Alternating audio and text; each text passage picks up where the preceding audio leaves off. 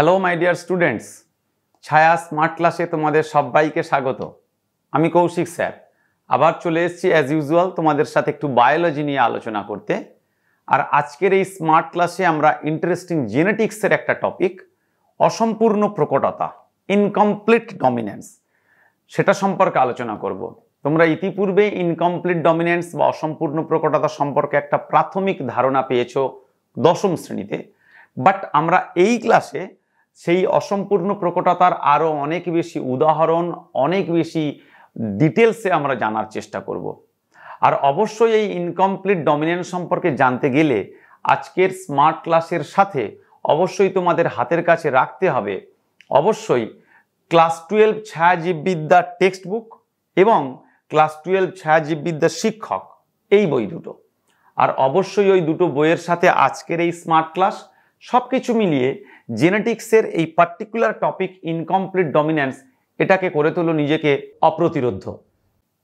মেন্ডেলের একসংকর জনন জানার পর আমরা সেই একসংকর জনন থেকে যে সূত্রগুলো পেয়েছিলাম, ডেফিনেটলি নিশ্চয়ই রিকল করতে পারছো, পৃথকীভবনের সূত্র বা ল অফ সেগ্রিগেশন নাম্বার 1।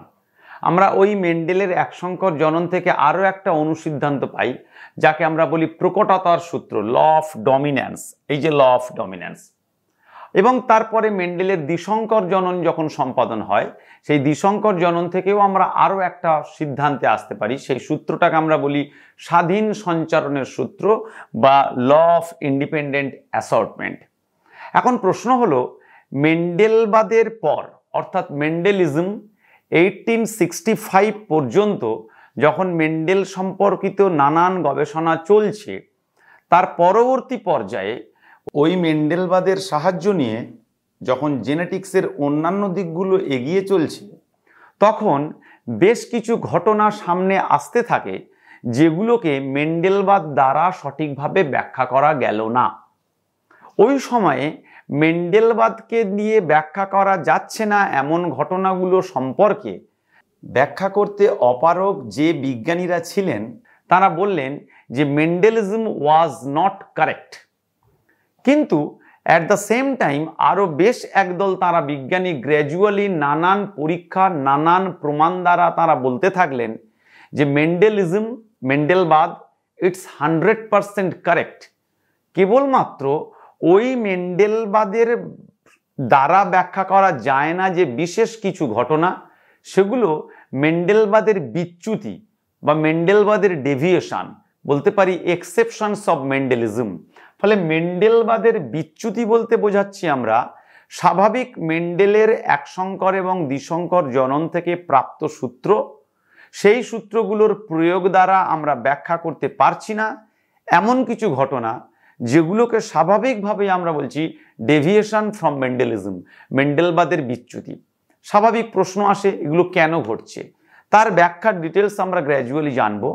অর্থাৎ আমরা বলতে চাইছি মেন্ডেলবাদ 100% কারেক্ট, কিন্তু কিছু ঘটনা রয়েছে যেগুলো মেন্ডেলবাদের ব্যতিক্রম হিসেবে ট্রিট করা হয়, সেগুলোকেই আমরা আলোচনা করব গ্র্যাজুয়ালি। তার একটা অন্যতম ঘটনা হলো অসম্পূর্ণ প্রকটতা। দেখো, আমরা যে পৃথকীভবনের সূত্র পেয়েছি মেন্ডেলের একসংকর জনন পরীক্ষা থেকে, ইট ইজ ইউনিভার্সাল, এটা সার্বজনীন, এটা সব জায়গাতেই সত্য। কিন্তু ওখান থেকে আমরা যে প্রকটতার সূত্র পেয়েছি, ডমিন্যান্স, ল অফ ডমিন্যান্স, অর্থাৎ একটা প্রকট এবং প্রচ্ছন্ন এই দুটো বৈশিষ্ট্যের জন্য দায়ী জিন যদি একসাথে উপস্থিত থেকে থাকে, তাহলে সর্বদা প্রকট বৈশিষ্ট্যই প্রকাশিত হবে, এটা কিন্তু সব জায়গায় সত্যভাবে প্রমাণিত হয়নি। ফলে এটা সার্বজনীন নয়, it is not universal, it has some exception. Similarly আমরা ডাইহাইব্রিড ক্রস থেকে যখন ল অফ ইন্ডিপেন্ডেন্ট অ্যাসর্টমেন্ট পেয়েছি, যে সকল প্রকার সম্ভাব্য সমন্বয়ে মিলিত হবে, এটাও কিন্তু সব জায়গায় সমানভাবে প্রয়োগ করা যায়নি, তারও কিছু এক্সেপশন রয়েছে। এই যে এক্সেপশনসগুলো রয়েছে, অর্থাৎ সবসময় একটা পেরেন্টসদের মতোই যে অপত্য সৃষ্টি হবে জনিত্রীর মতো, এটা নয়। জনিত্রী এবং অপত্রের মধ্যে কোনো মিল নাও থাকতে পারে। সেটা কেনর ডিটেলসটা আমরা জানবো, বাট এই ঘটনাগুলোকে আমরা বলছি মেন্ডেলবাদের বিচ্যুতি বা মেন্ডেলের ডেভিয়েশন। এখন কতগুলো এইরকম ডেভিয়েশন রয়েছে, এই মেন্ডেলবাদের বিচ্যুতি আমরা দেখতে গিয়ে অসংখ্য ডেভিয়েশন পাচ্ছি। যার মধ্যে একটা হলো অবশ্যই আজকের আমরা ডিসকাস করব এই ক্লাসে অসম্পূর্ণ প্রকটতা, ইনকমপ্লিট ডমিন্যান্স, সহপ্রকটতা, codominance, multiple allele, pleiotropy, polygenic inheritance. ফলে এগুলো হলো বেশ কিছু ঘটনা যেগুলো মেন্ডেলবাদের বিচ্যুতিকে উদাহরণ হিসেবে আমরা নিচ্ছি। ফলে সবসময় মেন্ডেলের প্রকটতার সূত্র বা মেন্ডেলের স্বাধীন বিন্যাসের সূত্র যে মেনে চলা যাবে প্রকৃতিতে তেমন উদাহরণ নেই সবগুলো। কিছু উদাহরণ রয়েছে যেগুলোর ব্যতিক্রম হিসেবে ট্রিট হয়, সেগুলোকেই আমরা বলছি অসম্পূর্ণ প্রকটতা, multiple allele, pleiotropy and etcetera. তেমনই একটা ইম্পর্টেন্ট টপিক অসম্পূর্ণ প্রকটতা, সেটা দিয়ে আমরা আজকের ক্লাস শুরু করছি। অসম্পূর্ণ প্রকটতা তাহলে সিম্পলি কি? মেন্ডেলবাদের একটা বিচ্যুতি বা ব্যতিক্রম। কি? চলো আমরা একবার ডিটেলস দেখে নিই এক্স্যাক্টলি মেন্ডেলবাদের বিচ্যুতি হিসেবে অসম্পূর্ণ প্রকটতা কি। Incomplete dominance. প্রথমে আমরা যদি এই ছবিটার দিকে তাকাই বা এই ছবির দিকে তাকাই, দেখো আমরা এখানে কি দেখিয়েছি, একটা রেড কালারের ফ্লাওয়ার আমরা দেখতে পাচ্ছি, আর তার সাথে পেরেন্টসের মধ্যে আর একটা হোয়াইট কালারের আমরা ফ্লাওয়ার দেখতে পাচ্ছি। ফলে রেড আর হোয়াইট এই দুটো যদি হয় পেরেন্টাল ফ্লাওয়ারের কালার, তাহলে স্বাভাবিকভাবে মেন্ডেলবাদ অনুযায়ী লাল যদি হয় প্রকট, তাহলে F1 জেনারেশন, যদি আমরা ধরেই নিই এটা F1 জেনারেশন, তাহলে প্রকটতার সূত্র অনুসারে এই ফুলের কালার হওয়া উচিত রেড। বাট আদৌ কি আমরা তা দেখছি? ডেফিনেটলি নয়। লাল এবং সাদা দুটোর কোনোটাই প্রকাশিত না হয়ে একটা পিঙ্ক কালার বা গোলাপি রঙের একটা অন্য রঙের ফুল প্রকাশিত হয়েছে। ফলে এক্ষেত্রে কিন্তু মেন্ডেলের প্রকটতার সূত্র মেনে চলা হলো না। তাহলে এটা কি? It is known as incomplete dominance, অসম্পূর্ণ প্রকটতা। প্রকটতা ঘটনাটা সম্পূর্ণরূপে প্রকাশ পেল না, সেই জন্যই আমরা বলেছি অসম্পূর্ণ প্রকটতা। অর্থাৎ জনিত্রীর প্রকট বা প্রচ্ছন্ন কোনো বৈশিষ্ট্যই প্রকাশ পেল না, সম্পূর্ণ নতুন একটা পৃথক বৈশিষ্ট্য প্রকাশ পেল। সিমিলারলি এখানে যদি দেখি আমরা ইন্টারেস্টিং একটা প্রেজেন্টেশন, দেখো এটা একটা পেরেন্টস প্রকট, এটা ডমিনেন্ট ক্যারেক্টার, এটা একটা পেরেন্টস সেখানে প্রচ্ছন্ন recessive character. So obviously dominant and recessive, তাদের থেকে আমরা যে অপত্য পাবো, উই ক্যান এক্সপেক্ট যে ডমিনেন্টের ক্যারেক্টারটাই পাবো। But look at the diagram, এটা কি ডমিন্যান্ট পেরেন্টসের মতো লাগছে? অবশ্যই এই জনিত্রীর মতো নয়, সম্পূর্ণরূপে একটা নতুন। প্রচ্ছন্নের মতো তো হওয়ার প্রশ্নই নেই। ফলে এই যে সম্পূর্ণ নতুন একটা তৃতীয় ফিনোটাইপ পেলাম, এটাকে স্বাভাবিক মেন্ডেলবাদ দিয়ে ব্যাখ্যা করা যায় না।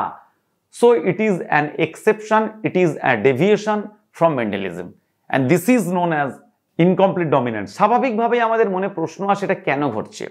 আমরা এক কথায় যদি বলি, এই ঘটনাগুলো ঘটার প্রধান কারণ হলো জিন ইন্টারাকশন, বিভিন্ন জিনের মধ্যে আন্তঃক্রিয়ার ফল। দেখো একই লোকাসে অবস্থিত জিন আন্তঃক্রিয়ার ফল। লোকাস তোমরা ইতিপূর্বেই জেনেছো, একটা ক্রোমোজোমের যে নির্দিষ্ট স্থানে জিন অবস্থান করে সেটাকে আমরা বলি লোকাস। এখন একই বৈশিষ্ট্য নির্ধারণকারী যে জিনগুলো সমসংস্থ ক্রোমোজোমের একই লোকাসে অবস্থান করবে, তাদেরই ইন্টারঅ্যাকশন, তাদেরই আন্তঃক্রিয়া, রেজাল্ট অফ দ্যাট এই একটা ইনকমপ্লিট ডমিন্যান্স। বলছি দেখো প্রকটতার সূত্রের ব্যতিক্রম। অবশ্যই আমরা দেখলাম প্রকট বৈশিষ্ট্য প্রকাশিত হয়নি, প্রকট বৈশিষ্ট্য প্রকাশিত হয়নি। সো ডেফিনেটলি ল অফ ডমিনেন্সের একটা এক্সেপশন। তাহলে কি ঘটেছে? বিপরীত ধর্মী অ্যালিল প্রকট এবং প্রচ্ছন্ন, তার কোনোটাই প্রকাশ পায় না, কোনোটাই। প্রচ্ছন্ন তো প্রকাশ পাবেই না, তাহলে প্রকটতার সূত্র অনুযায়ী প্রকট বৈশিষ্ট্য প্রকাশ পাওয়া উচিত, কিন্তু সেটাও প্রকাশ পায়নি। তাহলে কি ঘটলো? হেটেরোজাইগাস অবস্থায় দুটো অ্যালিলের মধ্যবর্তী অথবা একটা তৃতীয় ফিনোটাইপ প্রকাশিত হলো, একটা থার্ড, একটা কমপ্লিটলি নিউ ক্যারেক্টার সেটা এক্সপ্রেস হলো। And look at this term, we are talking this condition heterozygous condition, অর্থাৎ যে ক্ষেত্রে প্রকট এবং প্রচ্ছন্ন উভয়ই অবস্থিত, সেক্ষেত্রে স্বাভাবিকভাবে প্রকট বৈশিষ্ট্য প্রকাশ হওয়া উচিত, কিন্তু এক্ষেত্রে প্রকট বৈশিষ্ট্য প্রকাশিত না হয়ে তৃতীয় বা মধ্যবর্তী একটা ফিনোটাইপ প্রকাশিত হয়। This is called incomplete dominance. ফলে এটা আমরা জাস্ট বোঝার চেষ্টা করেছি। প্রকৃতিতে যদি সত্যি আমরা এক্সাম্পল দেখতে চাই যে ইনকমপ্লিট ডমিন্যান্স কিভাবে ঘটেছে, দেখো এখানে তোমরা একটা ছবিতেই দেখতে পাচ্ছ। এক্স্যাক্টলি এই ছবিটা যদি বলি কিসের বা কোন উদ্ভিদের ক্ষেত্রে, very important for exam purpose also, একটা পার্টিকুলার গাছের এক্সাম্পলের কথা আমরা বলছি, সন্ধ্যা মালতী। ডেফিনেটলি তার নামটা মনে রাখতে হবে, মিরাবিলিস জালাপা উইথ প্রপার স্পেলিং। মিরামিলিস জালাপা। সেই ফুলের ক্ষেত্রে, সেই গাছের ক্ষেত্রে একটা লাল বর্ণের ফুল হয়, যেটার জন্য দায়ী জিনকে আমরা ক্যাপিটাল আর দিয়ে ডিনোট করেছি, it is dominant. At the same time একটা সাদা বর্ণের ফুল হয়, যেটাকে আমরা স্মল আর দিয়ে ডিনোট করেছি, ইট ইজ রিসেসিভ। ফলে প্রকট, তার জন্য দায়ী জিন ক্যাপিটাল আর, প্রচ্ছন্ন, তার জন্য দায়ী জিন স্মল আর। এখন এই যে দুটো ফুল হচ্ছে, দেখো এদিকে তাকাও এবার ছবির দিকে, জনিত্রী জনুতে একটা লাল বর্ণের যে ফুল, তার জিনোটাইপ আমরা লিখেছি ক্যাপিটাল আর ক্যাপিটাল আর, সাদা বর্ণের স্মল আর। অবভিয়াসলি ক্যাপিটাল আর হলো প্রকট আর স্মল আর হলো প্রচ্ছন্ন। তাদের দুজনের মধ্যে ক্রস করালে F1 জেনারেশনে যে হেটেরোজাইগোট আমরা পেলাম ক্যাপিটাল আর স্মল আর, আমরা যদি নর্মাল মেন্ডেলিয়ান ক্রস দেখি according to law of dominance, এই ক্যাপিটাল আর স্মল আর এই জিনোটাইপের জন্য রেসপেক্টিভ যে ফিনোটাইপ আমরা পাবো, সেই ফিনোটাইপটা হওয়া উচিত ইয়েস রেড কালারের।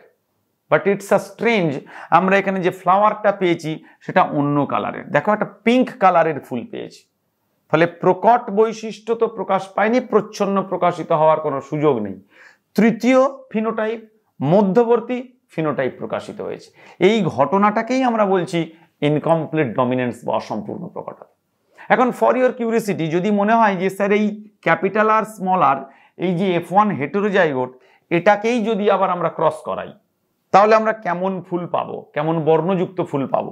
দেখো এটা ক্যাপিটাল আর স্মল আর দুটো গ্যামেট, তাদেরকে যখন আমরা ক্রস করাচ্ছি, যত অপত্য তৈরি হচ্ছে তার 25% pure red, look at this, capital R 25% pure white, small R, but rest 50% capital R small R, this is their genotype.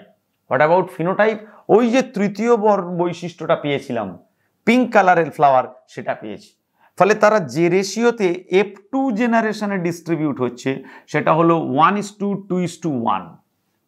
Interestingly তোমরা জিজ্ঞেস করবে, ইজ ইট জিনোটাইপিক রেশিও আর ফিনোটাইপিক রেশিও? Both this. অর্থাৎ এক্ষেত্রে জিনোটাইপিক রেশিও 1:2:1, ফিনোটাইপিক রেশিও 1:2:1। ফলে অসম্পূর্ণ প্রকটতার ক্ষেত্রে জিনোটাইপগত অনুপাত এবং ফিনোটাইপগত অনুপাত দুটোই সমান। সেটা কত? 1:2:1। আই থিঙ্ক এই এক্সাম্পলটা পারফেক্ট এক্সাম্পল আমাদের মনে রাখার জন্য, হোয়াট ইনকমপ্লিট ডমিনেন্স ইজ। যে ক্ষেত্রে প্রকটতার সূত্র মেনে প্রকট বৈশিষ্ট্য প্রকাশিত হবে না, সম্পূর্ণ একটা নতুন ধরনের তৃতীয় ফিনোটাইপ প্রকাশিত হবে। সব থেকে প্রমিনেন্ট এক্সাম্পল এই মিরাবিলিস জালাপার ক্ষেত্রে। আমরা প্রকৃতিতে মিরাবিলিস জালাপা ছাড়াও অন্যান্য অনেক example pi. Look at this, এটাকে বলা হচ্ছে স্ন্যাপড্রাগন ফ্লাওয়ার। অ্যাকচুয়ালি এই ফুলগুলোর ফেস পার্টটাকে যদি আমরা প্রেস করি তাহলে ড্রাগন লাইক একটা স্ট্রাকচার পাই। তা আমরা নাম দিয়েছি স্ন্যাপড্রাগন, যেটাকে আমরা অ্যাকচুয়ালি বলা হয় অ্যান্টেরিনাম মেজাস। তার ক্ষেত্রেও নিশ্চয়ই তোমরা দেখতে পাচ্ছ এখানে কালারগুলো কেমন ভাবে এসছে। রেড কালারের ফ্লাওয়ার যেটা ডমিন্যান্ট, হোয়াইট কালারের ফ্লাওয়ার যেটা রিসেসিভ। একটু আগে যেটা করলাম, তাহলে এই রেড এবং হোয়াইট তাদের দুজনকে যদি আমরা ক্রস করাই, so we will expect the dominant red colour flower should express in F1 generation. But interestingly লাল বর্ণের কোনো ফুল উৎপাদিত না হয়ে সম্পূর্ণ একটা নতুন বা তৃতীয় বৈশিষ্ট্য, তৃতীয় ফিনোটাইপ, দেখো এখানে একটা পিঙ্ক কালারের ফ্লাওয়ার পেয়েছি। এই যে তৃতীয় ফিনোটাইপ পেয়েছি, এই তৃতীয় ফিনোটাইপ পাওয়ার একমাত্র কারণ যদি আমরা এক্সপ্লেন করি, yes it is incomplete dominance. কেন হয়েছে? জিন ইন্টারাকশনের রেজাল্ট। সিমিলারলি আমরা যদি এখানে দেখি interesting an example, Andalusian foul, একটা মুরগি। সেক্ষেত্রে দেখো কালো বর্ণের পালকযুক্ত একটা মোরগ আর সাদা বর্ণের পালকযুক্ত মুরগি। এক্ষেত্রে মুরগির কালো বর্ণের পালক, এটা হলো প্রকট, আর সাদাটা হলো প্রচ্ছন্ন। সো অবভিয়াসলি দুটোকে যদি আমরা ক্রস করি, উই ক্যান এক্সপেক্ট আমাদের F1 জেনারেশনে যে মুরগি বা মোরগ তৈরি হবে সেটা হবে প্রকট বর্ণের যে পালক রয়েছে সেটার মতো, অর্থাৎ কালো।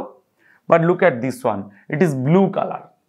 এই যে নীল বর্ণ সৃষ্টি হলো, কালো হলো না, সাদাও হলো না, তৃতীয় একটা ফিনোটাইপ নীল বর্ণ সৃষ্টি হলো। This is because of incomplete dominance. ফলে অ্যান্ডালুসিয়ান মুরগির ক্ষেত্রে নীল বর্ণের পালকযুক্ত মুরগির সৃষ্টি, সেটাও একটা অসম্পূর্ণ প্রকটতার বড় উদাহরণ।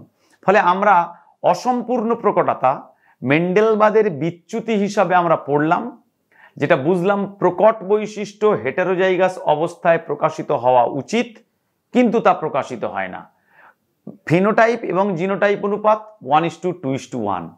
উদাহরণ হিসেবে সন্ধ্যামালতীর লাল এবং সাদা ফুলের পরিবর্তে পিঙ্ক কালারের ফুল প্রকাশিত হওয়া, same in case of snapdragon, আর অবশ্যই অ্যান্ডালুসিয়ান মুরগির ক্ষেত্রে।